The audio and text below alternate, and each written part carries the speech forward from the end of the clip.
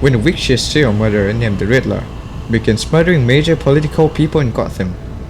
Batman is forced to probe the city's secret corruption and question his family's participation. And that's exactly what you will see in the Matt Reeves Batman.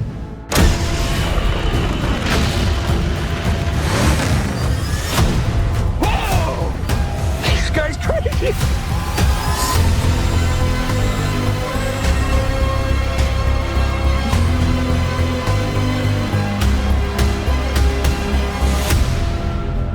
You're part of this too. How am I part of it? You'll see.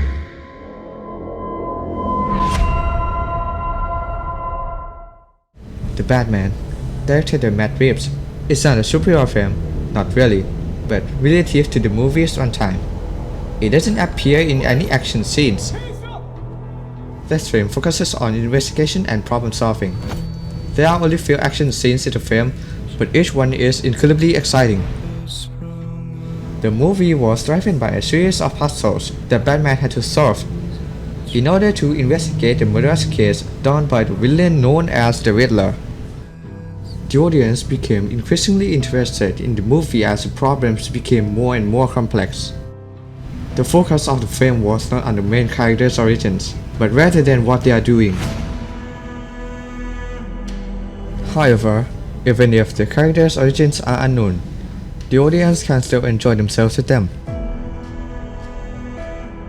In this version of Batman, unlike the Ben Affleck version or even the Christian Bale version, he will not be seen using high-tech gadgets. Robert Pattinson's Batman is simply a less experienced Batman who only served for 2 years.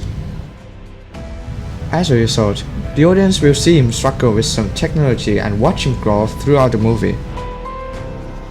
And I can promise you that what you'll see in the film will leave you speechless.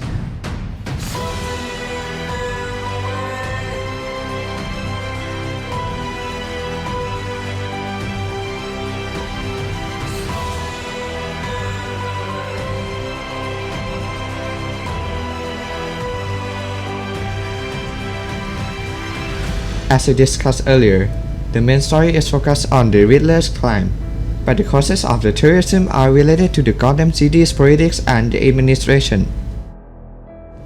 Each character has a purpose for acting the way they do.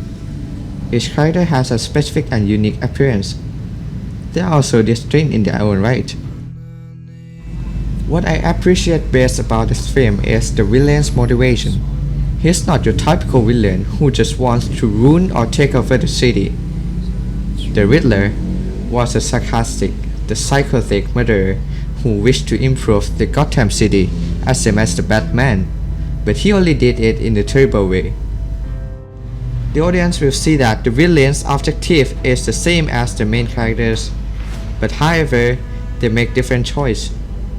As a result, we can think more deeply about the movie's ideology. For anyone who thinks that Robert Pattinson is not the right choice for the role of Batman, I think you're wrong. At first, I thought Ben Affleck was the ideal candidate for the role of Batman, who is a strong guy capable of fighting villains. But after viewing the film, I realized that Robert Pattinson is the finest choice for the new Batman, who is not as powerful as the previous version. He gives a fantastic performance and is perfectly suited for his investigation scenario in the film. Even the side characters in this movie are fantastic. Colin Farrell as a criminal boss penguin was so wonderfully done that I almost forgot he was in the film, since he was so deeply immersed in the character. And in this version, Catwoman is a lot more grounded, and she has a fantastic story arc that makes her so endearing to watch. And Jeffrey Wright, as the Commissioner Gordon, is an excellent investigating partner for Bruce Wayne in this film. Sometimes, he and his partner are just a wonderful match. Last but not least, there's Paul Dano as the Riddler. He was so extremely talented, fantastic, and insane.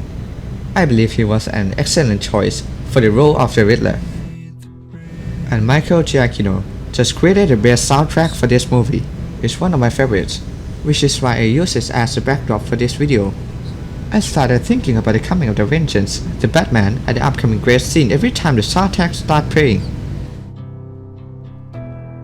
To summarize, I believe this is the best Batman film, and I hope to see Robert Pattinson reprise his role as Bruce Wayne in the next Batman film, or perhaps in the next DC Extended Universe movie. This film gave me the impression that I was seeing a 1970s film noir that was also related to the superhero film. The cast of the characters is fantastic, and each character develops in their own unique way in the next movie. The soundtracks are fantastic. Warner Bros. Has produced amazing soundtracks since Batman v Superman, and this film is no exception. Overall, I would give this movie an 8.5 out of 10 rating. The storyline gets a solid 9. The characters get an 8.5, and the movie soundtrack gets a 9.5. I got you! I got you!